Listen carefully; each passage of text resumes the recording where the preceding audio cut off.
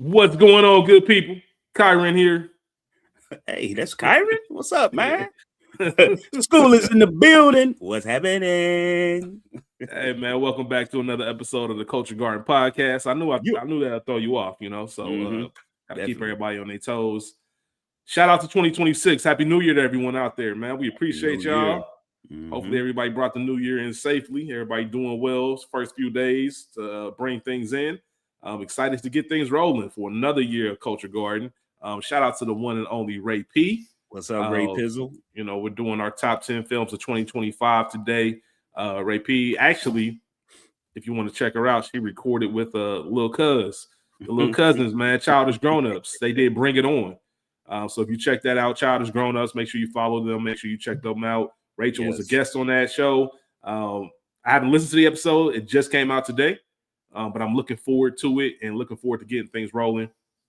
What was I about to say? YouTube. Check us out on YouTube. Please make sure you like, subscribe, share, leave comments. We'll read them in the episode, everything else. I don't think there will be spoilers. We're not going to spoil the movies we're going to discuss because it's not a full breakdown, but we will talk about a lot of movies that came out in 2025. We have things broken down in certain categories. Obviously some honorable mentions, top 10, and some other things that we want to discuss. But Skool, how you feeling today, brother? Man, I'm feeling great, man. I'm excited about this episode. and I have a quick question. How long is it too long for the Happy New Year's? Like, you still telling niggas Happy New Year's? Nah, man. Shout out to Curb Your Enthusiasm. Shout out to Larry David. They had an episode on this. I think once you get past day 3, it was January 4th. It's like, all right, I'm cool. Okay. Maybe professionally, because a lot of people, come back to work. So if that Monday is like the 6th or 5th or whatever, then maybe a Happy New Year there. But outside of that, bro, don't text my phone. If it's the 11th and you text me talking about Happy New Year, X, Y, and Z, and I ain't talked to you since September 2023, like, get off my phone, bro. Yeah, get them. But outside of that, scram. Outside of that. What about you? What's the limit? Come on, man. I'm with you.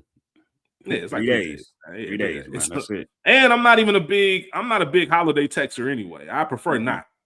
You know what I'm saying? Like, so certain people, you're gonna get them from your Merry Christmases, your Happy Thanksgivings, blah blah blah. But I really don't need, and I don't send. Like, and so, don't ever call my phone at midnight talking about Happy New Year ever.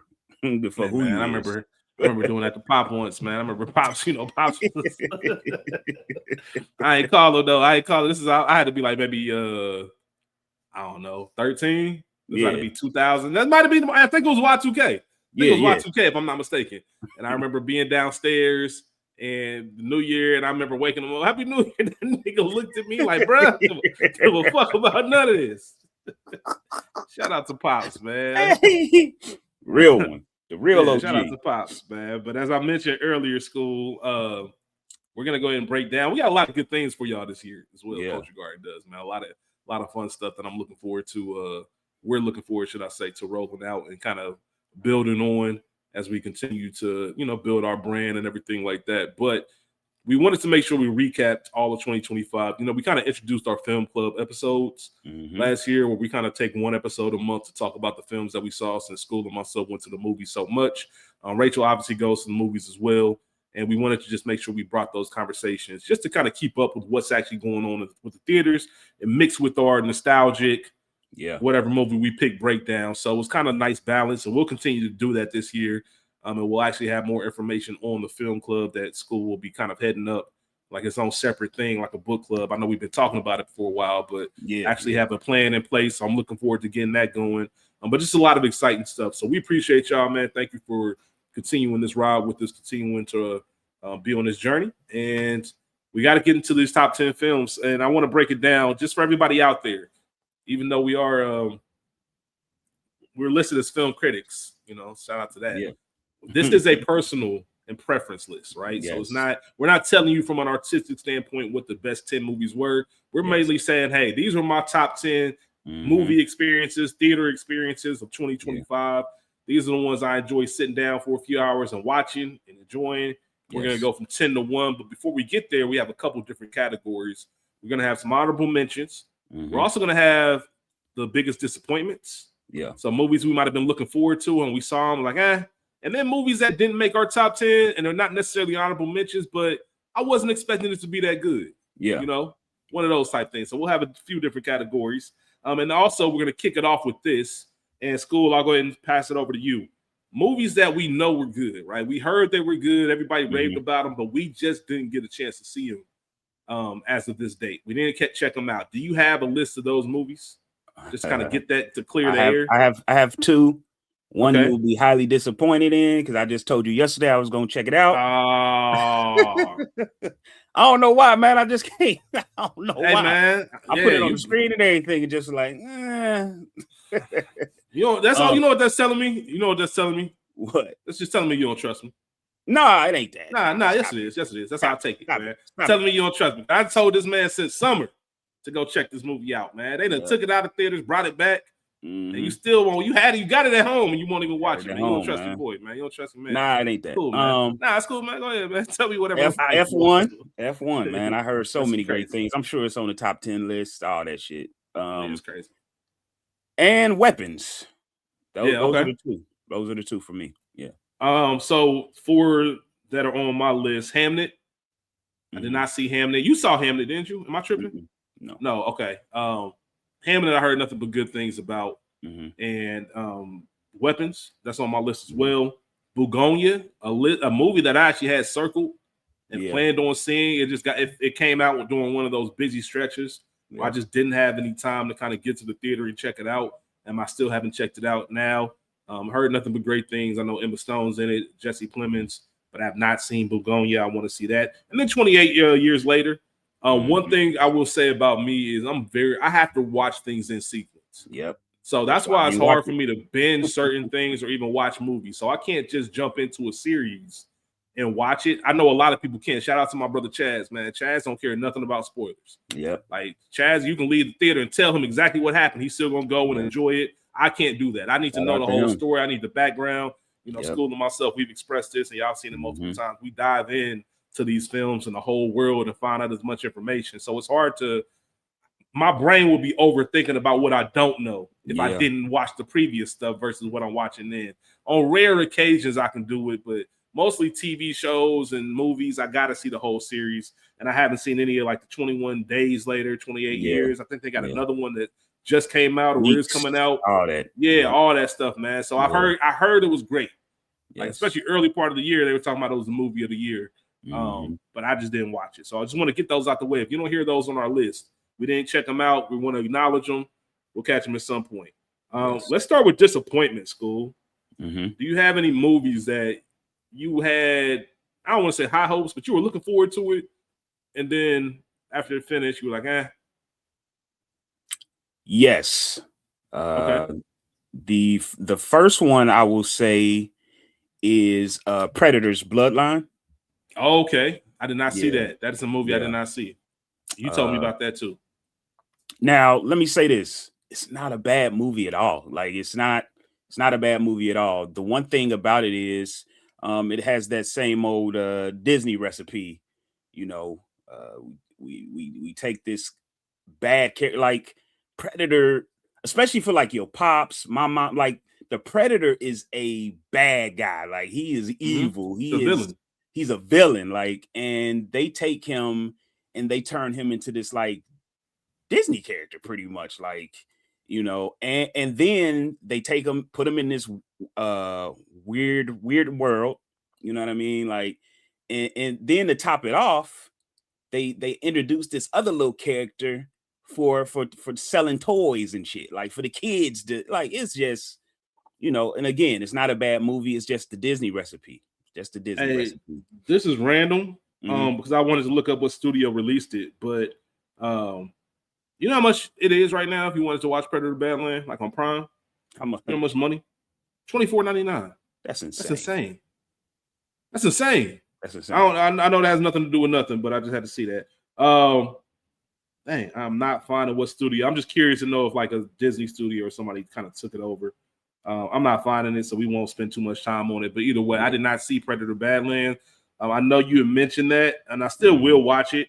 It's probably how people felt about. Well, I know a lot. When I look into a lot of reviews after I see it, because I'm curious what other people thought. And they all said the same. Like everyone, especially of our generation and older, said that. Like especially Gen X. Gen X was pissed. Like, yo, you can't turn the Predator into no punk. Like so. He got feelings. He got feelings and emotions, man. He got feelings and emotions, man. Straight up. Man, got talk out, man. Some people just kill us. Anything else? What other movies that you had for your disappointment? Honey Don't? Is that what it was called? Yeah, Honey Don't. Honey Don't. Yeah, man. we talked about this. What was it that was disappointing to you? Is it because it was a Coen brother that made it and you expected more? Absolutely. And it was just something missing. Like their stories seem to, even if it don't make sense at the beginning, it kind of ties together, and it was just something was missing from that movie for me, man. And it just didn't. Nah. Shout out to Ray P. It didn't curl all the way over for me. Shit. Yeah, shout out to Ray, man. It's not. I didn't mind how it ended. I didn't mind like moments of it, but like you said, it's not a movie that I think I'll ever watch again. Maybe I'll watch it one more time out of respect for the director, just to see if I missed something. But it's not that type of movie. Like there were a lot more like low budget movies and lesser known actor movies that I enjoy more than Honey Don't. Especially seeing the preview, because I like those quirky. Said twerky. Wow. He a fan. I like those quirky kind of previews. I'm like one battle after another was kind of quirky. Yes. One of those like when you see it, like I don't know what this is really about. And I went to go see Honey Don't, and it just was odd. It was odd to me. Anything else on the disappointment list? I believe that's it. All right. So I got 4. This first one probably shouldn't be on there. I kind of should have expected it, but I was excited given the passing of the mantle or passing of the shield, I guess is the better reference. But Captain America, Brave New World. I wanted to see, what Sam Wilson, Anthony Mackie's character, was going to do with that. Because I wasn't mad at the Falcon and the Soldier. Okay. The Falcon and the Soldier, the Disney Plus. Yeah. That show, I wasn't mad at that. And I'm like, okay, they did a good job of kind of transitioning this. And this movie had Harrison Ford, Giancarlo Esposito. Like it had people in it. Yeah. But they just didn't do it. And, ever since Endgame, people have been talking about the comic book era. We're all kind of waiting for Doomsday now because everything's kind of been flopping and ain't that good, even though Thunderbolts is pretty good. And I'm talking about MCU particularly because I'm sure we'll talk about Superman. But I just wanted it to be more the Red Hulk, all that stuff. It looked good. It was promising. I actually saw it at these aren't all over the place, but there's a theater up here called B&B Theaters, and I think they're opening one up near you here soon, like in 2026. But they have this 4-screen theater, right? So you can see the whole picture expands across all 4 of these screens. And the theater. It's a dope experience, and that's where I saw this. And it was cool, but it just wasn't. I was like, damn, I wanted that to bring the MCU kind of back, for lack of better terms, but it just didn't. I heard it was very predictable too. Like, I think I think a little bit of it is comic book fatigue. I think no matter what you do, people are just a little bit. They just went through, and I was talking to somebody about this not too long ago, maybe early last year. I mentioned to someone like, you got to think the MCU started 15 years ago. At that point. You know what I mean? 16 years ago at that point. Came out in 2008. Yeah. So they've been cranking these movies out and building this world for so long. Endgame, I forget what year it came out, but you didn't get the payoff for that until a whole another 10, 11 years. So you reaching that payoff, it was hard to reset that, which I'm very curious to see what they do with MCU, because there's a lot of other things they could do, and stories they could build on. And I think Doomsday might be their last hurrah. And depending on how that goes, I can't see them sinking that much money into it, but those type of movies print money hand over fist. So we'll see what's going on with it. Another one on my disappointment list, The Amateur. And I'm not saying The Amateur was a bad movie. Rami Malek, Lawrence Fishburne. Don't call him Larry. Lawrence Fishburne. It's not John Bernthal, which he didn't have a big role in. I'm a big John Bernthal guy. Oh man, he just has a series right now with Tessa Thompson, just released on Netflix. Okay, that I'm going to check out, a little mini series. But it was a CIA kind of operative film, and this guy wasn't even like an agent. He was like a tech guy, a smart guy. But he went to avenge some things. It was cool. It wasn't bad, but it just didn't. When I think of those films, the standard, what my standard is, Skool, Bourne, right? Mm-hmm. Like, and I'm not saying Bourne's the best ever, but Bourne is the first one of that espionage it's type up of there. lane. God damn Yeah, it. that got me. Like, so that's kind of what I look Yeah. for. And then I can point out when they're just not as good. And I just didn't, I wasn't for who was in it and what I was expecting. Yeah. It just didn't do it all the way. Like I said, it doesn't mean it's a bad movie, just a disappointment from what my expectations were. The next one, Shadow Force. Shadow Force was, and this was mainly a cast pick, right? Yeah. So it's not, if I had to explain Shadow Force to someone, I would probably say, think of a less, not as charming Mr. and Mrs. Smith. Right? Okay. It's not as charming, and the story's kind of rushed. I think they had some strong things in it, but they didn't utilize them. Like, there's a kid actor, like the Kerry Washington's in it, and Omar Sy, who's Lupin. If anybody watches Lupin or anything like that, they had a kid in the movie, and they're agents, they're secret agents, but they married. It's one of those situations, like Mrs. Smith. But the son was like a little bit too much of a focal point. I think to start, and it kind of slowed things down. You have Davon Joy Randolph and Method Man who were in the film as well. Okay. And I saw that cast, and I'm just like, yo, when I was in the theaters, it's like, nah, it fluctuated. It went from being okay. Then I was like, all right, this might be a C-, and then it got back up to like a B, a C+. I think my final grade on it was a C+. But it was promising. It just didn't really curl all the way over. Once again, shout out to Ray P.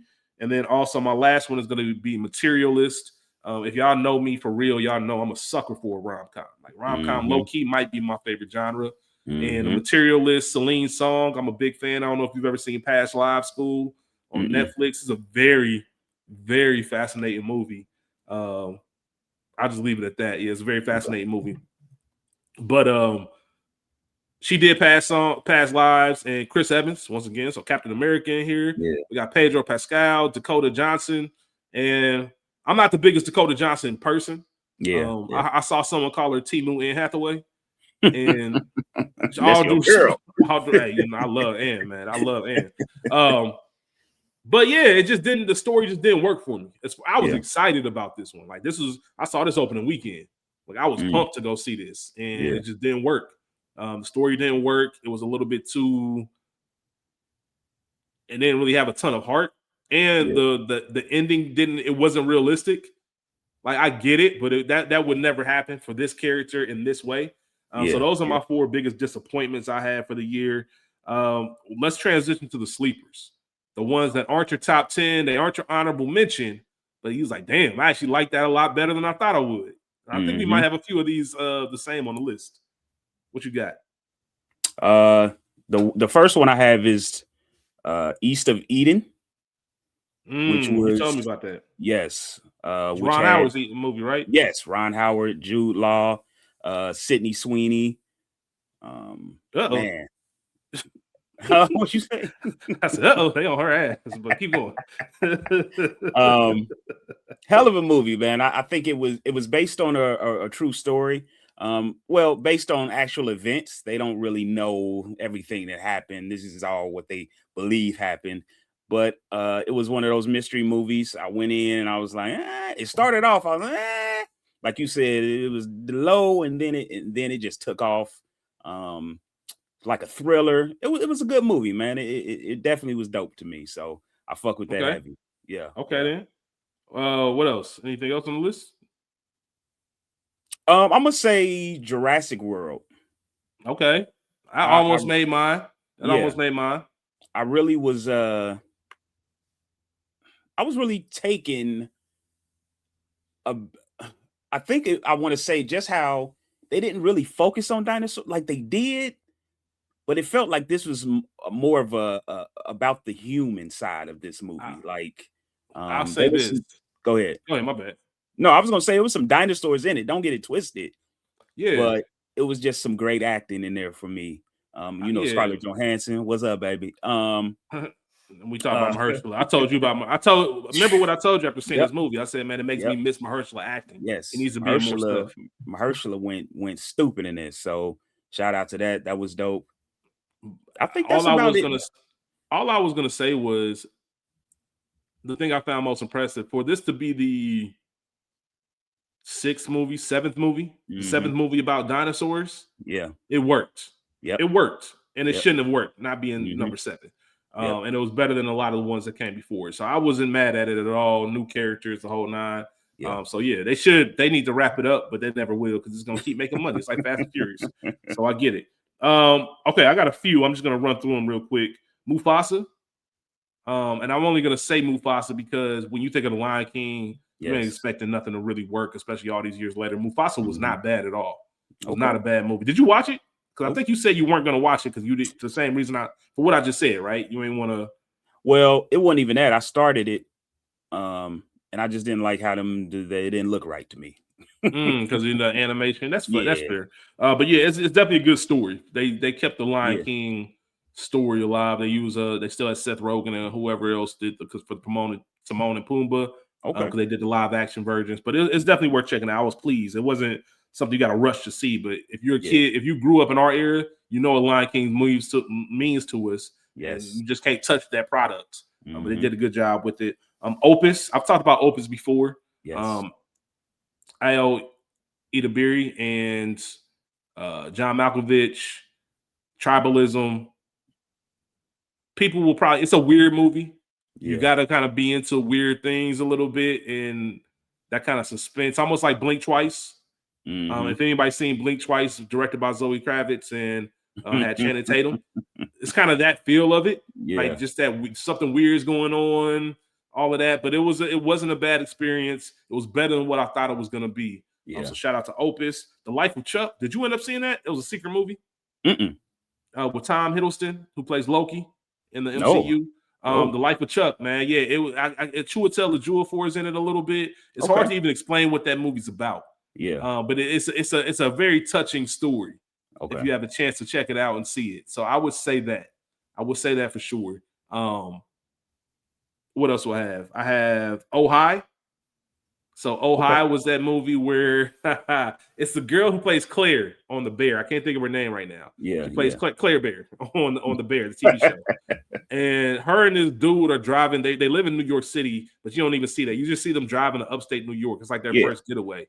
And, they doing all the couple things, and he's cooking scallops, and they got wine. They got this nice house and land and the lake out back and blah, blah, blah. And they end up getting it in, and they in bed, and she said something about, I can't believe, this is our first getaway as a couple. And he was like, couple? Like,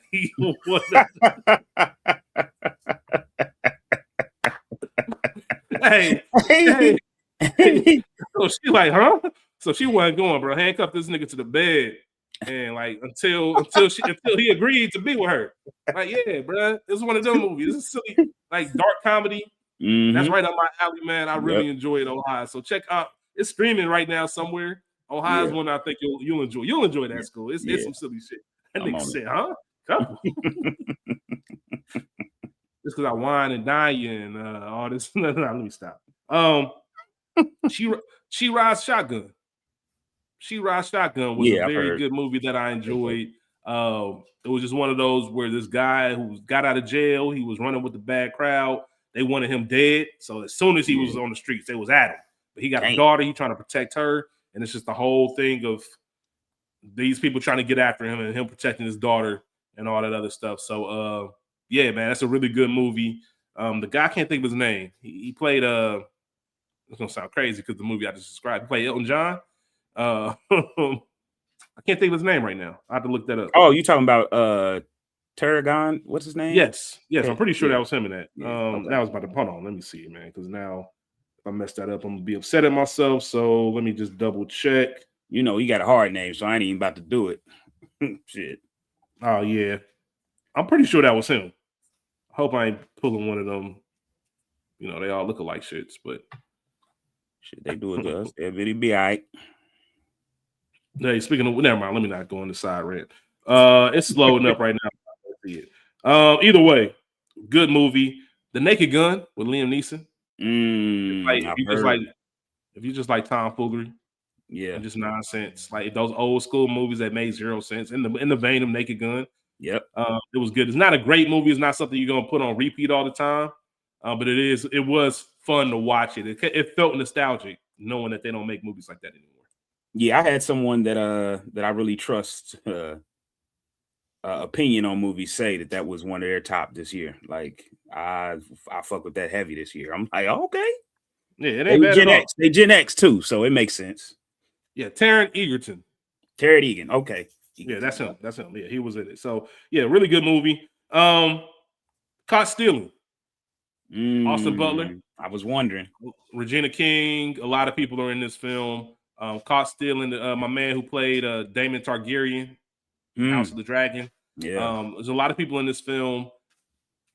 Very interesting story. Starts off a little clunky, but it picks up, and they show like 90s New York very well. Yeah. So I enjoyed that movie. Kind of like a suspense thriller. It's not serious, but it's a ride. Let's put it Zoe like that. in that, ain't she? Yeah, Zoe's in it. In it.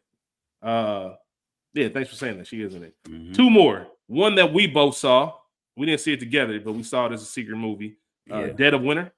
I had no idea this movie even was coming out. I had no idea it existed. Yeah. We went to a secret movie, and there was what was playing, and it was one of those when you go into a movie not even knowing it existed, and you walk out like, damn, that was pretty good. It's got to make the list. I wasn't expecting it, but I was really happy with Dead of Winter, and it was a very simple movie. Not a lot of characters, not a lot of locations, but you felt every single moment, and it got you engaged with the film, which is what film is about, in my opinion. And then the last one, better than I expected. I actually was looking forward to it, and it kind of met expectations. I wouldn't say it's the best movie of the year, but I'm gonna go with Roofman with Channing Tatum. Okay. Lakeith Stanfield was really good in that movie, like really good in the film. He was only a supporting actor, only had a few scenes. Kirsten Dunst is based off a true story. I think the story itself is more intriguing than the movie. I immediately wanted to look up this guy and everything that went on. It might have been 15, 20 minutes too long. And it was the story of him and his love story as well. So it was a lot of stuff going on, but it was an enjoyable watch. So Roofman, that's my last one that I would say, not top 10, but better than expected. Yeah. Anytime I leave a movie or anything, watching documentary, anything, and I'm ASAP on Google or trying to find out more about that person or that subject, I'm with it. I fucks with it. No doubt. Let's get to these honorable mentions, man. I got a nice little, I probably got 10 honorable mentions. So I can knock mine out first, or you can go. It's up to you. Go ahead, knock yours out, man. Black Bag. So Black Bag, I just want to say this about Black Bag real quick. A lot of people had this on their best or top 10 list when I look at like large publications and everything else. I'm not mad at Black Bag. I think the issue with Black Bag for me was Michael Fassbender, who was the lead in this, as well as Cate Blanchett. Shout out to Cate Blanchett. We just talked about Tar not too long ago. But Michael Fassbender had just, right when I saw this movie and when this was released, The Agency, which comes on Showtime / Paramount. Shout out to We Got Y'all and Rachel. We covered that show. It's the same vein. It's an espionage CIA type of movie. Yeah. And that's an espionage TV show. Yeah. And the Agency is just better. So I just got finished watching 10 episodes of The Agency, reviewing that every week. And then I go to this person who I know is Martian, playing the same type of person, but just in a lesser format, and it wasn't as good. So I'm not saying Black Bag wasn't good. I just need to watch it again because I was coming straight off The Agency, and it just didn't like necessarily curl all the way over for me. But I know a lot of people were in it. A lot of people loved it. I didn't mind it. It was short and a little bit. I feel like they left some meat on the bone. Pause. I don't know. But definitely.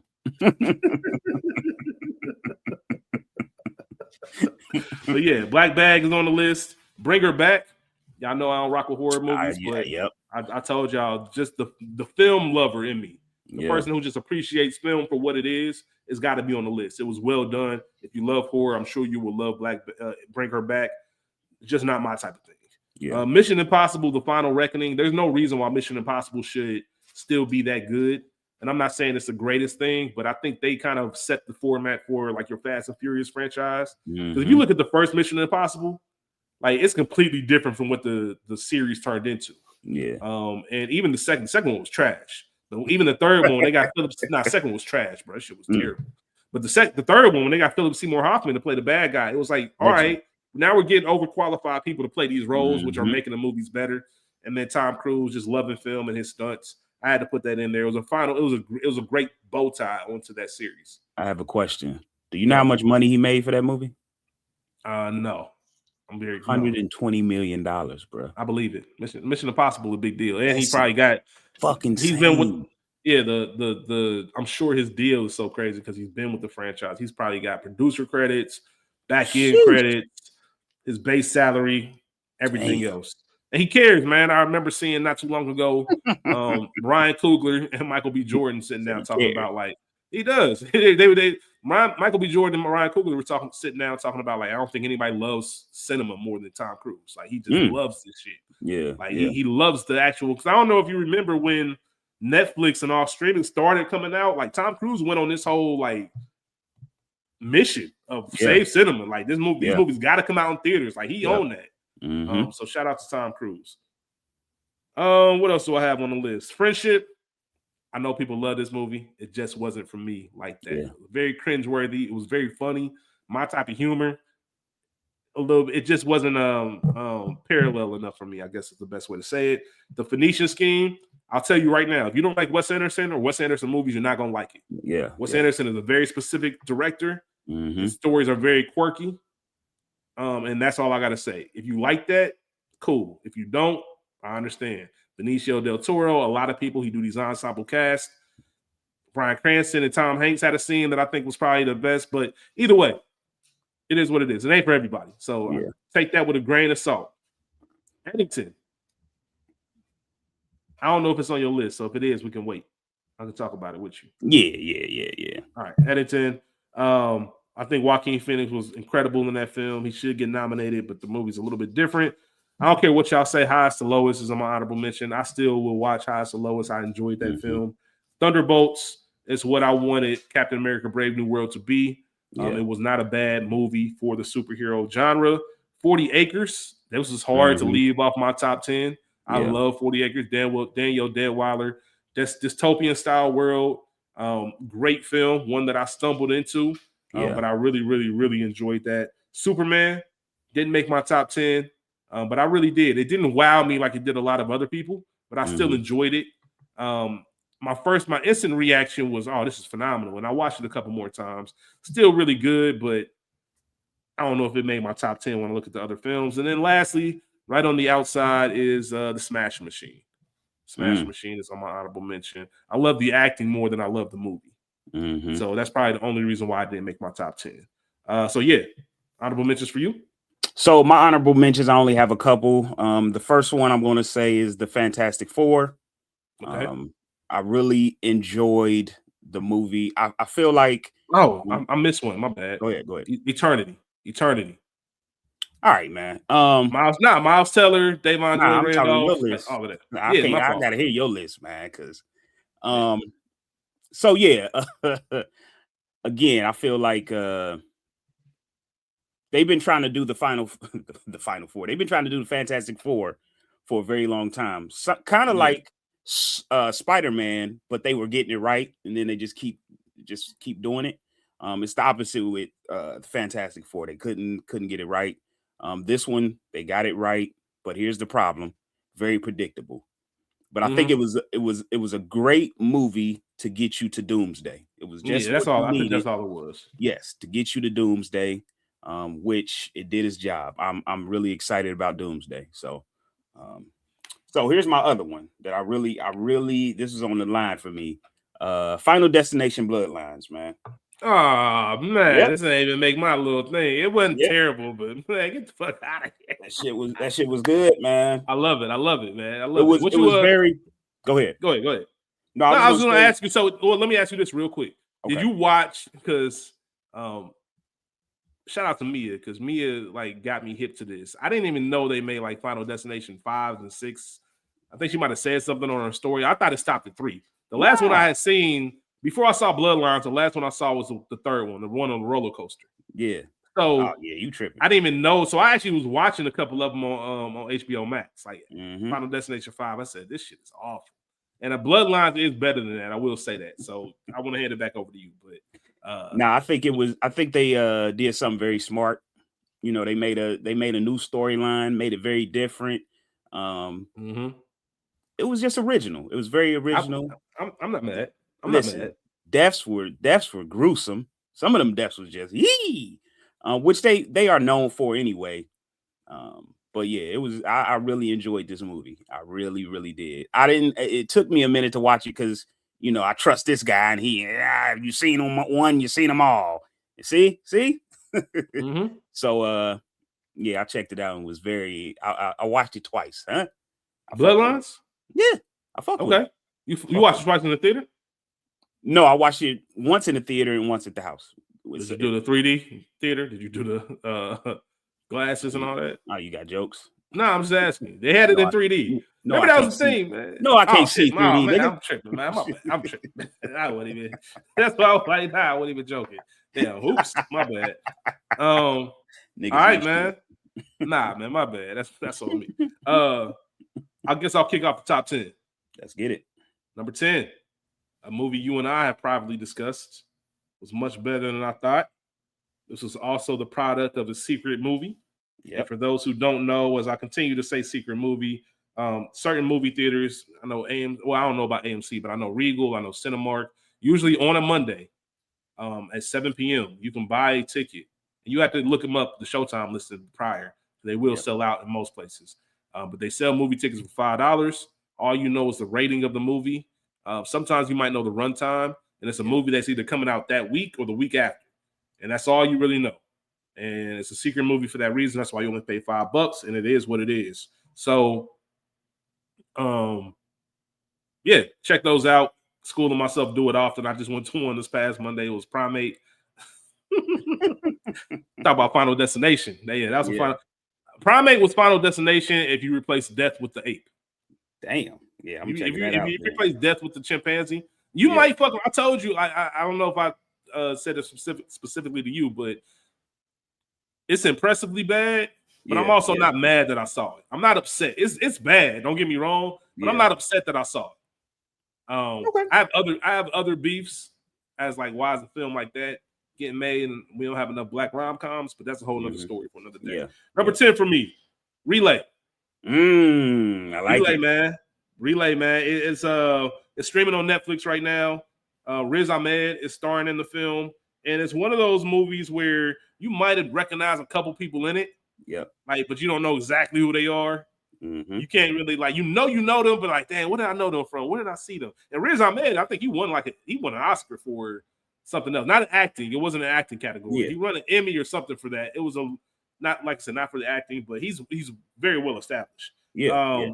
But just the communication, the way this relay service works and trying to help this woman, and just it's almost like a CIA feel, but it's not. A lot of different things going on. Relay was a very, very good movie, and I just couldn't find it out of my top 10. I enjoyed it that much. I'm going to agree with you. It's number 10 for me as well, man. Relay was definitely one of them films that when we got finished with it, I remember calling you like, bro, did you check that out? Like, you was like, hell yeah. So I already knew from the jump, like I wasn't tripping. This is dope.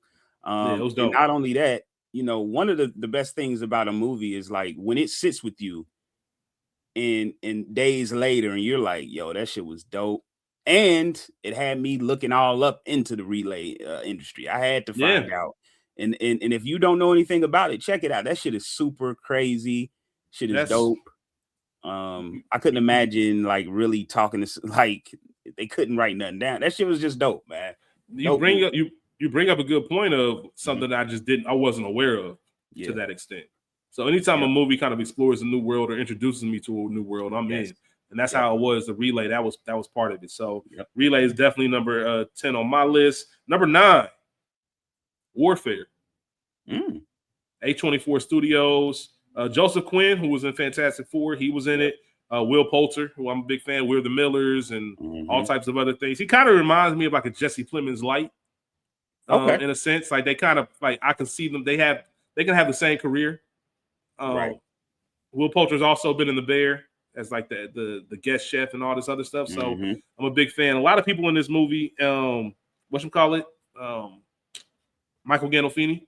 So James Gandolfini's son, he's in it, and it's I like film because war movies can be hit or miss. And a lot of things going on. But I also prefer just a style of film where we're just in the moment. Yeah. Right. So it's not a movie where it's taking you through a course of time. It's just like this is going to be 90 minutes of this one. It's almost like one big scene. You get what I'm saying? So those movies that are just one big scene, one day, whatever the case may be. Even a Friday, I know Friday took place on one day, but it took you from morning to night. This is literally from 8 p.m. until 6 a.m. And this is what's going on. And just the tension of it and the high stakes. And it kind of lets you sit with what it's like to be at war, not in a real way, but like what they do. Like you have one image of what war is, and there's a lot of sitting and waiting. But when that shit hits the fan, shit hits the fan. Your life is literally on the line. So Warfare is number 9, A24 Studios. They did it again. It was a great film. Not for, if you don't like blood and gore or war films of all that stuff, then don't do it. But I really enjoyed it. It's better than what was the Lone Survivor, I think, with Mark Wahlberg and Taylor Kitsch, and I think it's in that upper echelon of war movies, I would say, because of it. So Warfare is number 9 for me. What you got? All right, so number 9 for me is one you spoke on earlier, Dead of Winter. Again, another Monday night.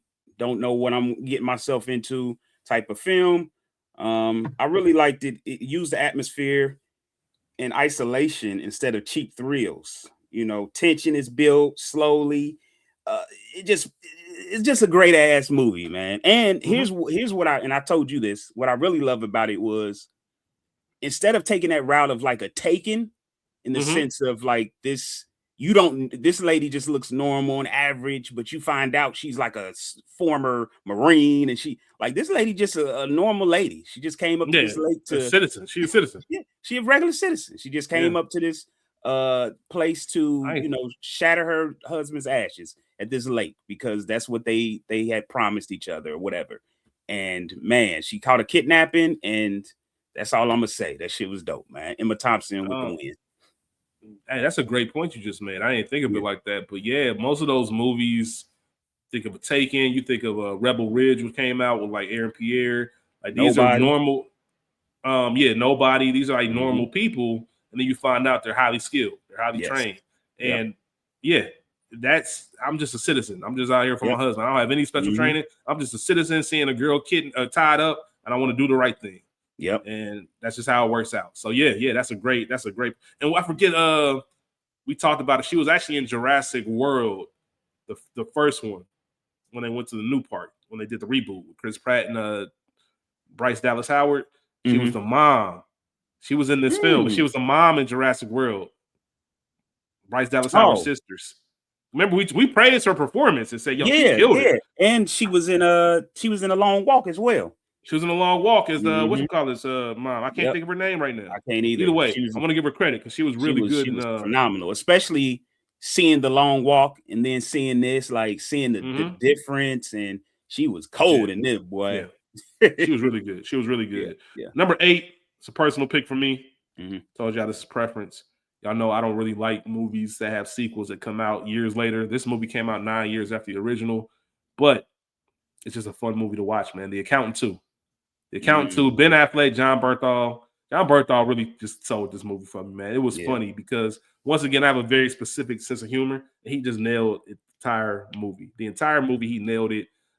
Their dynamic was really good. You see it and you're like, man, there's no way you can't make another one, right? Because it's that good. And it's one of those theater experiences where you're not the only one laughing. Like, other people are there laughing too. Yeah. There's a lot of times when that happens and it's the reverse. Where I'm just like, this shit ain't funny. But this shit is silly. It's subtly funny, right? It's not trying to be too much. They know exactly who they are, and they make it go from there. Like, the story itself is whatever, and they probably shouldn't have survived the last scene, but fuck it. It's a movie, and I like it, and I enjoyed The Accountant 2. I really enjoyed The Accountant 2. So that's number 8 on my list. All right, number 8 for me is definitely one you mentioned already, The Smashing Machine, man. Okay, I'm not mad at it. I'm not mad at it. I think it was a raw and unfiltered look at some of the pain, some of the things that, the UFC, the beginning of, before UFC became what it is today, pride and all those things. But my number one thing, and the reason why it's number 8, is Dwayne Johnson. Again, he bodied it. He bodied this role. once I started watching this movie and I heard him change his voice, and he, it wasn't a major voice change, but it was enough where I'm just like, okay, this nigga taking this shit serious. Like, had the makeup, had a little different look. Like, Emily Blunt was phenomenal in it. Incredible. Just a great acting performance, more than a great movie. So that's number 8 for me. Shout out to Dwayne Johnson, man. Shout out to Dwayne Johnson, man. Very deserving of all the nominations he's receiving. Incredible performance. Performance. Number 7 for me, Love Brooklyn. Told y'all earlier, I'm a sucker for a good romance. The comedy isn't intentional, which is even better for me. I love unintentional comedy. So I don't know if you want to call it a rom-com. I guess you could in a sense, but it covers a lot of topics. We did an episode on it already, Rachel and myself, so we won't dive too deep into it, or I won't dive too deep into it. But just a really good story. When I think of this list, I think of what movies am I carrying with me past 2025? Because some movies that I watched last year, they being left there. It's a one and done or anything like that. So other movies I know I'll be watching at least once a year or something of that nature. I think Love Brooklyn is one of those. It was just a really, it could have been a better story. But I like when things are unknown and unsaid, and I like when we miss some information because it kind of helps us use our context clues and build an opinion off of limited information. I like when I like when stories are gracious to their audience in the sense of I think y'all are smart enough to kind of come up with your own conclusion. And it's one of those for me in a sense. So Love Brooklyn's number 7. What's your number 7, man? Number 7 for me is One of Them Days, man. Shout out to Keke Palmer, SZA, my dog, Josh Neal.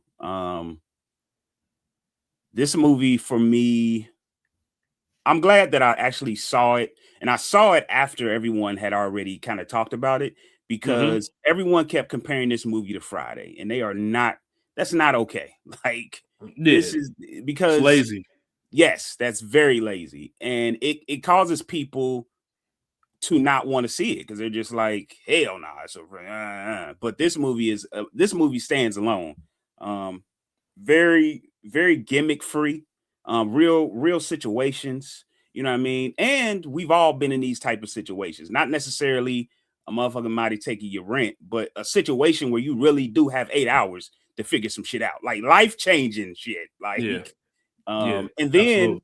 We've all been days where shit just piles up.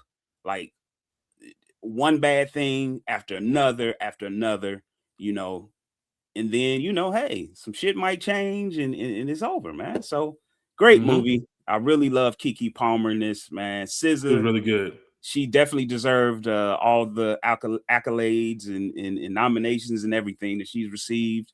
The question is she going to continue to act? That's the question for me. So, no, that's fair. I just realized I messed up and didn't put that in my honorable mention. I mean, it wasn't going to make my top 10, but I definitely would have had an honorable mention, and I forgot to put it there. I think it suffered from the January release, in my opinion. I think it came out. It would have been a great summertime movie. I understand why it came out when it did. January is usually the slowest month of the year for movies. But dang, I should have had that in my honorable mention. But I did enjoy One of Them Days as well, and looking forward to the sequel. Number six for me, Nickel Boys. Nickel Boys officially came out in 2025, and while the story itself is disheartening, the bond and love between these two strangers who become great friends, and the measures that one goes after, for lack of a better term, shit hits the fan.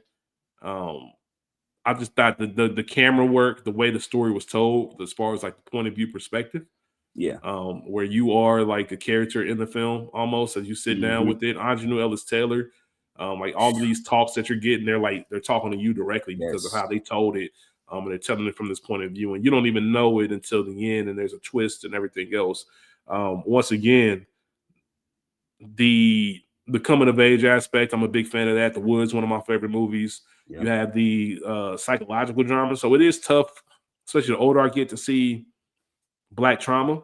And that's part of what's going on. It's not like one of those films where you just want to watch it, but it is a great film. And I wanted to make sure it got some just doing some credit because I was really big. I saw this in theaters at the very beginning of the year last year, and I was really impressed with it. And I definitely want to make sure it gets its just due, because anytime I can say I've never seen a movie like that before, even if I've seen the story, but just you told it differently, or you did something different to make it unique in your own way, I got to give it credit. So that is number 6 for me. What's your number 6? Well, my number 6 is Superman. Okay, I'm not mad at it. Yeah, I really rock with this movie, man. I believe that, you spoke on it earlier about the fatigue of the superhero. And here's one thing that happened. DC has not had a winning a winning weekend, I guess, against Marvel probably since, Christopher Nolan. So they definitely not with the DCEU. Yeah, they definitely reached out to some former Marvel folks and said, "Yo, we need the recipe. Fuck it." They got the recipe, and I believe this movie was very good. I watched it twice since it's been out, and it has its couple things. But did you see it in theaters by chance? Oh yeah, I saw it the weekend it dropped. Yeah, I remember. Okay, yeah, I do remember you saying that. Yeah, so I definitely feel like again, kind of like the Fantastic Four, this is the beginning of the new DC, and it did what it was supposed to do, which is get people hype and ready to see what they're gonna do. So I'm ready. Yeah, I get it. Ready. I'm not mad at that. And I will say one thing, living in Cleveland and knowing that film was shot in Cleveland and seeing some of the landmarks, it did hit a little bit different in the theater in Cleveland. There's a lot of stuff that's just very recognizable. You might not know if you've never been here, but that was pretty cool. Number 5, The Long Walk. The Long Walk is number 5 for me, man. Based off of Stephen King. I don't know if it's a novel or a short, but either way, it is a. Can I interrupt you real quick? Yeah, go ahead. That's my number 5 as well. That's your number 5. There we go. We're on the same page. So Cooper Hoffman, the bloodline is incredible because Philip Seymour Hoffman's son. Yep.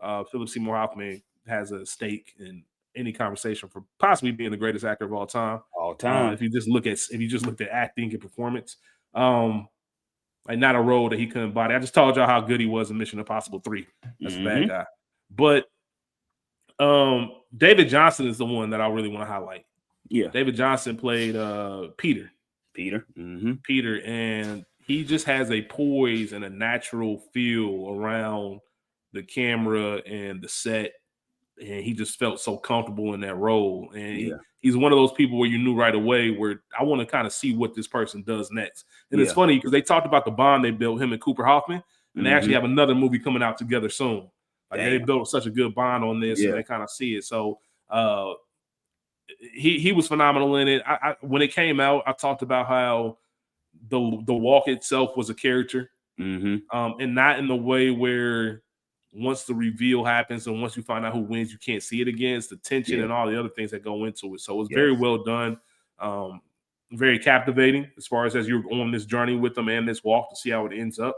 And I think everybody left the theater pleased with how it ended. Like you know what I mean? They didn't fumble it. So it wasn't the most dramatic ending, but they didn't fumble it either. And I'll take that. So Long Walk is number 5 for me. Yeah, I'm with you. I agree with everything you said. I think that it's it's a horror that's psychological and it's moral. It's not just scary. Takes a simple concept and pushes it to an incredible boundary, like an incredible force. A long walk, like. And one of the things about this movie is they tell you as you go along how many miles they've walked in certain points, and the further they get, the more I go, could I do that? Do I think I could? I don't know if I could. It's mental, man. It's mental. It's a mental thing, and and not to give anything away, but there's a point in the movie where Hoffman, I can't remember his character's name, but Cooper Hoffman falls asleep while walking. And he was just like, you fell. Peter told him, like, you fell asleep. And he's like, damn, ain't it funny how you do that? And that is something, like, you really can fall asleep while walking. Your body is just, the body is a weird thing. But no, Raymond is his name. Raymond, yes, Raymond. So again, this movie is phenomenal. I think that everyone that's in it played their part to a T. you know. And eventually, like you said, the ending was great. They didn't fumble it. It shows you the bond that these guys created. And special shout out to the original Joker, because I was like, who the hell is this nigga playing this general or major or whoever the fuck he was? Mark Hamill, man. Luke Skywalker, man. Nigga. Go ahead. No, go ahead. I was gonna say he played the hell out that, boy. Yeah, man. You know who else I thought could have? He did play a great. He did such a great job. I didn't even know that was him. He kind of reminded me of a younger version. Like if he could have done it, Brian Cox. Brian Cox, the actor, Succession, all of that. Like he could have done that role as well. Like that was kind of fit for that. So Mark Hamill, when you think of him, you don't think of that role. That's kind of how he played it, and it was phenomenal. He really did a great job of it. So shout out to that. Number 4. Some people might say it's a little bit too low. One battle after another. So here's the thing. I'll just keep this brief. So great movie. I will say the first time I watched it, there was so much going on that I don't know if I really understood what was happening. I think I was I was just trying to keep up. So then I saw it again in the theaters with just knowing everything, and I watched it as, all right, let's just watch this play out. And I enjoyed it. I enjoyed it a lot more. I enjoyed it the first time too. But I enjoyed it a lot more just knowing, and now my brain can kind of rest of figuring out what's next. I just watch the story as a whole. But there is a conversation, once again, and not to get too deep into it. The black woman fetishization. It's just a little bit, I'm not saying it doesn't work for the movie, it's not needed for the movie, but it is a little bit odd. It's hard to pretend that it's not going on. And it just gets it's a little bit, it might be something that when we look back at it on 5 years, it might be like, that was weird. That was a little bit weird. The lockjaw part of it. And it was funny. I enjoyed the movie. Don't get me wrong. I'll be watching it over and over. But yeah, just a little bit. It wasn't as good as what I thought when it first came out. Like when it first dropped, I thought it'd been in my top 2. Number 4 is not bad. But for some reason, it just, I don't know. I want to know more about it. I need to find out some more information. But I love the performances. I wish Regina Hall had more to do. Yeah. Because I'm a big Regina Hall person. I love the fact that they didn't. Tiana Taylor was great in it. Everybody was great. There's nothing wrong with the performances. Benicio, Sean Penn, some of the best performances ever. Is it a little bit overhyped? Maybe. Is it a great movie? Sure. I don't know if it's as good as everybody's saying it to be. I definitely don't agree. Okay. I specifically, because this is number 2 for me, so I'm just gonna say that real quick. Okay. I just don't agree with. Yes, it was definitely hyped. Again, when it first came out, it went from, it was in the top 250 on IMDb, and it's not there anymore. Which I was glad to see, just because I don't like that unless it's earned. You know what I mean? Like it has to sit for a while, just like most, some great albums. Some great albums don't jump right away. Some of them you got to let sit for a little bit. And this is one of those movies. And I think that, speaking of the lockjaw thing, is like, I think that's something that's very real. It's real. Yeah, but I think it's very real. And unfortunately, that's probably why it's done, because I know it's real. You know what I mean? Yeah. So I don't think it'll be something that they come back in a few years. It just is what it is. They've been on that since the beginning of time. It's why Granddad was like bright shit. somebody liked his mama or grandmama or somebody. So I get what you're saying. I'm not even going for there. Number 3. Number 3 for me. What was your number 4? Since you talked about. Oh, my number 4 is Eternity. Yeah. Eternity. Okay, then. Yeah. Yep. Number 4 was probably Eternity. Could have been my number 10. It's definitely right there. I love this film. Yeah. It was, and I was shocked just because you like the rom-coms. Now listen, people were hyping this up, saying it's the best rom-com of the past 25 years and blah blah blah blah. Listen, it's a great movie. Sci-fi that's emotional. First conceptual second. Captures love, time, and loss in a way that feels human. One of the most talked about endings of the year. I really enjoyed the way it ended. It was very movie-ish the way it ended. Yeah. But one of my favorite things that I liked about this movie, and I'll talk about it every time, is they didn't lean into religion, which I say is a good thing in the sense because you're talking about death. You know what I'm saying? Like, and I feel like everyone, you talk about death in heaven or hell. There's no in between. No one else talks about anything else. And they didn't even touch that for real. They just was like, there's a place. It can be an island. You can spend the rest of your life on the island or whatever. Yeah. So Yeah. I really enjoyed that they just, strayed away from that. I don't know past 25 years this counts because I have to think. Yeah, it's been some. My my shit, how the movies got in 10 days, man. All that they came out like 02. Yep. 03 or something like that. Either way, I had to sit down and really think about that. But it's definitely one of the best rom-coms I've seen in a while. Like as far as like what the rom-com genre that they try to get. Yeah, because it's not even. Yeah, it's not better than Hitch. Hitch might be the best rom-com in the past 25. And go ahead. No, I was gonna say, and another thing that I really loved about it is that's one of those questions that I've always had. Like, especially as a married man, like if I was to die tomorrow and my wife gets remarried, who does she spend time with in heaven? Who gets her? So that's a valuable question. Like niggas want to know. I'm gonna do you like you did me. You think you're going to heaven? Yeah. Hey, I know you going. The nigga be praying over Funyuns. So man, here you go, man. Eternity was great.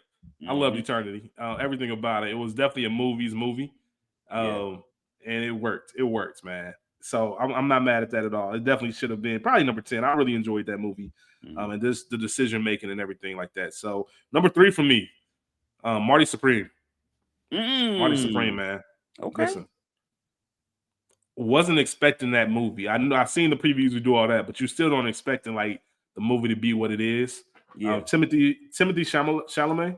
He can't lose, bro. Bruh, bodied it, man. Like we're looking at a generational actor. We're looking at a generational actor. Like that's just what it is. Gwyneth Paltrow's in it. Odessa Zion. Like it's a lot of stuff. It's very sadly coded. I said this. Yeah. Even the score, but there's parts of the score of this movie that I swear were in Uncut Gems. I promise you. The same person made it, right? Yeah, well, the Safdie brothers made Uncut Gems. I think Benny Safdie made this one. Yeah. So similar to the Coen brother conversation, he does not have an issue making a movie. It is long. It's 2.5 hours. And it kind of takes you all over the place, but it's very Safdie coded. And it's also, like I said, the score reminds you, and some of the chaos. Some of the chaos reminds you of Uncut Gems. But I love the film itself. I love the acting. I gave it a grade of A. It might be the acting performance of the year. There's a lot of people in that category, but it's in the nomination for it. Like he was that good in this movie. And not just him. I want to give a big shout out to my man's. Shout out to George Gervin. He was in the movie too. Oh, this is about to bother me. Yeah, Iceman was in it. Okay, I told you, bro. Bruh, Kevin Garnett was in Uncut Gems. Iceman's just in this random. Yeah, like he's in multiple scenes, but he's playing the same person, obviously. But it's just this random table tennis spot, like this underground table tennis spot that he running. So, yeah, man, it's just one of them random things that I cannot find my man's name, but he did an incredible job of the film as well. This is about to bother me. He was phenomenal in it. I'll come back to it. But either way, Marty Supreme is my number 3. What's your number 3? I'll give him his credit after you go. My number 3 is editing, man. Okay, let's talk about it. I'll fuck with this movie, man. Let's talk about it. Bold, strange, unapologetically itself. Doesn't care if anyone likes it, and that's refreshing. One of the most original movies of the year. Man, what a time. If you lived if you were around during COVID, then you remember how wild that time was. I would like to imagine anybody listening was around during COVID. No. I don't think there's no 5 or 6 year old. But I feel like people, nah, motherfuckers be trying to act like they don't remember, man. It's cool. But nah, this movie was very dope. It reminded me of how strong people felt about that mask shit. You know what I mean? Like, it was people that could not deal with it, and it was people that was, forcing people. This is a law. No, it's and cops going back and forth with mayors. Like, that was real life. And then again, George Floyd happened, and it changed the temperature again. George Floyd was murdered. George Floyd's murder. Excuse me. And again, I think, and me and you had spoke when I was watching it. I said, I think I know where this movie is going. And then the third act happened, and my mind was blown. Like, hold on, wait, what? I told you. Did you agree when I told you like it's like a different movie? Mm-hmm. Turn into a different, Yes. I don't even know how to. You just got to see it. It is strange, but I loved it. Everybody did their thing. I didn't even peep that was Emma Stone. She was just, who I really didn't peep was Austin Butler, man. He had a small role. A little small role, but that's him in there. All-star cast. They had a great cast. Oh, yeah. And A24 once again. A24 strikes again. And there's no one, if anyone knows a conspiracy theorist, like, I'm talking about the motherfuckers that's deep in that shit. Like her mom was, Lou's mom was deep in that shit. Like, it was crazy, bro. That movie was just dope, man. How you say his name? Joaquin, man. He better get that nomination. He did one of the best. I just talked about Timothy, but Joaquin, that was one of the best performances I saw here too. Joaquin got to get one, man. He played the hell out that role. So he did the same, man. I agree with you. It's one of those movies similar to, like I said, well, not similar, but it's just check it out. You're either gonna like it or you're not. Yeah, because one of those. It's a bit long. Mm-hmm. But you're either gonna like it or you're not. But it's interesting, and like you said, it does take you back. It is a nice refresher to what it was like just 5-6 years ago when COVID happened. And it's one of those movies that you really can't talk about without giving spoilers. You got to see it. You can't describe what it's like. A few things I want to say, but I'm just like, I can't even really get into it because that's a spoiler. But the shit is dope, man. I fucks with it, man. I like it, man. I like it. I'm not mad at it. It was. I think the third act might have threw it off for me a little bit, but I'm not mad at it. It's something I will watch again. Yeah. Just to kind of, it needs a fresh eye. It's not a movie you can watch just once. You need to watch it a couple different times. Yeah. Almost like one battle after another. So number 2, you already mentioned your number 2, which was one battle after another. My number 2 is F1. F1 is my number. It was, man, F1 was a time machine. F1 was a time machine for me, man. It took me back to like the 90s and 2000s of what those summer blockbuster movies looked like. When you just get a movie star and let them be a movie star. Yeah. And then when you double down on the fact that it's visually beautiful, like the way that they shot some of these scenes and the way they show these tracks, and the cinematography was just incredible. Like it's so aesthetically appealing. The acting in it, Brad Pitt once again being a movie star, Damson. I've been waiting for Damson to do more since Franklin Saint, in his role on Snowfall, and he's a movie star, man. He just got it, and their dynamic worked, and it's a story that you've seen before. This might be the most impressive thing about F1, and it might be something that people also frown on it about. You've seen this movie over and over again. Yeah. But when you take the formula and you still do it in a certain way, like there's the final race scene, bro. Like it gets me every time I watch the film. Like, and I know what's happening. You know what's gonna happen when you press play. You know how this movie gonna end. Like, you get what I'm saying? Like, you know how it's gonna go. Like, so there's no surprises there, but it's still so well done, and you feel so connected to these characters and feel so like into this world. And I think the fact that it's F1, that's another thing. So there's obviously been the racing movies before. Yes. But if this was a basketball or football movie, it'd still be good. But I think he really did. I think listen, Brad Pitt got 2 of the best sports movies in the past 15 years between this and Moneyball. Moneyball, okay. Yeah. So I'm gonna be all the way real that he got that. But he's just Brad Pitt being Brad Pitt. And if anybody knows me, y'all know I love Brad Pitt anyway. So think of Rusty being an F1 driver. mixed in with a little bit, probably another character I can think of, but it was just great, man. It was just really good, and it's hard to capture that old school feeling. This was a Oakley drive-in theater movie, bro. This was tossing the football in front of the screen, waiting for it to get dark enough for the movie to start. Yeah, and we all pile in. It would have been a blast, bro. F1 was an incredible movie theater experience. And I think it's only topped by our number 1. We both already mentioned our number 2, and I'm sure both our number 1s are Center, right? The Sinners, yep. Right? Yeah. Sinners. So, what do you want to say that hasn't been said already?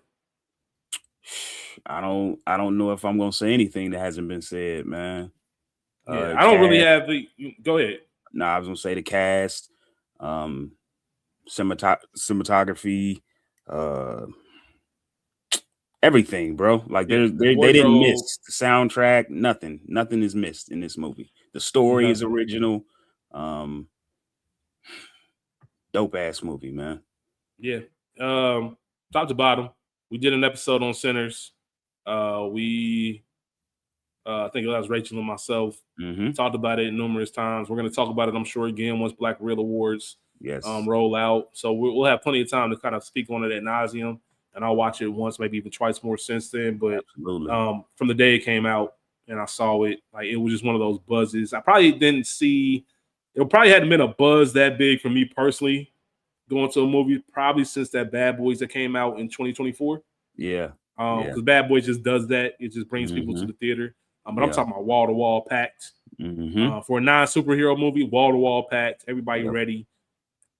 Kind of know what it's about, but you kind of don't. And just the real-time audience reaction. This is why theaters are so important because it kind of confirms if you're crazy or if you might be a little bit sick in the head.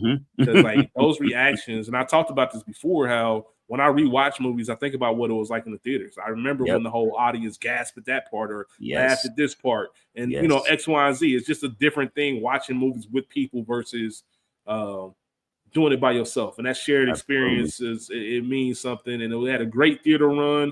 The IMAX, the way it was shot, like I said, once again, it's another film that left and came back and left and came back because it kept selling out all of these IMAX to 70 millimeter shows. So it's can't say enough about it. I remember thinking to myself, you know, because we're very cautious and we're like, you know, let's give it a little bit of time before we crown it. Let's see what it looks like 5 years. It's going to be around and it's still going to hold up. It's just one. Sometimes it's easy to fight the instant classic. Yeah. And try to convince yourself that it's not, that's too early. Nah, it was an instant classic. Like you knew it in real time. And I just remember, I think the last thing I'll say about it, I think I knew it was when I didn't know how to talk about it. Usually I can leave a movie and I know exactly what I want to say. I didn't know how to really describe, nor did I want to give out too much. Like this is one where I was very careful about, I want y'all to see it and form your own opinion. I'm not even gonna give it a grade. Like go see it. Because I hate when people do that. They set these, that's how you think of it. That's what you think. I like go see things open the weekend, form your own opinion and everything else. But Sinners, number 1 on the list. It's not even like I said, I don't know if it's close for me. Ryan Coogler is slowly, if not becoming one of the best directors, if not the best director in Hollywood right now. And his originality. It's him and Nolan. Yeah. His originality has always been there. The story, even if he's telling a story, you know, like Fruitvale Station, like he's going to do it his way. And you can tell he's a movie lover, man. He loves films. He loves everything about it from top to bottom, everything. I don't think I'm not saying he doesn't trust someone to make decisions, but I'm sure he's in that damn meeting. You know what I'm saying? Even if it's on FaceTime, he's in the meeting somewhere, you know, because he just loves it, man. He loves the process. like Nolan, like you said, and that makes sense. Like Nolan is that type of director. They said like Nolan is in everything. I'm in all the meetings, nigga. Shit. So I love that. I love that, and you can tell, and it always reflects on screen. So shout out to Coogler, man. He did it again. Yeah, absolutely. Phenomenal. That's it, folks. That's our top 10, along with a lot of other movies that was discussed. It's hard to just stay 10 just because I see so many movies. Already off to a good start. Well, somewhat of a good start this year as far as the theaters. But there's a lot of movies that are coming out soon that I'm looking forward to. I know the one, I forget the name of it, with Chris Hemsworth and I think Cop City or something. I can't remember what it's like, but there's a lot of stuff that's coming out that I'm excited about. Cop City? Oh man, that's it ain't Cop City. It rips. What's it called? Beating niggas up. Nah. Mob City. What is it? Damn, I can't remember. Hold on. I gotta say it because I don't know why I said Cop City, unless that's the name of it. Let's see. What's the name of the movie that you got coming out this year? Crime 101. I don't know where I got Cop City out of that from. Crime 101. That comes out in theaters here soon. It's got Halle Berry in it, Mark Ruffalo, Barry Keoghan. Keegan, should I say? Corey Hawkins. So they got a lot of people in it. So that's one of those ones that I'm looking forward to. But either way, we ain't gonna hold y'all. We appreciate you for tuning in. We'll be back with the movie. Ray P, the three of us will be back next week. Getting back in the swing of things after the holidays, and we'll catch y'all then. Y'all be cool. How y'all be cool? Peace. We out.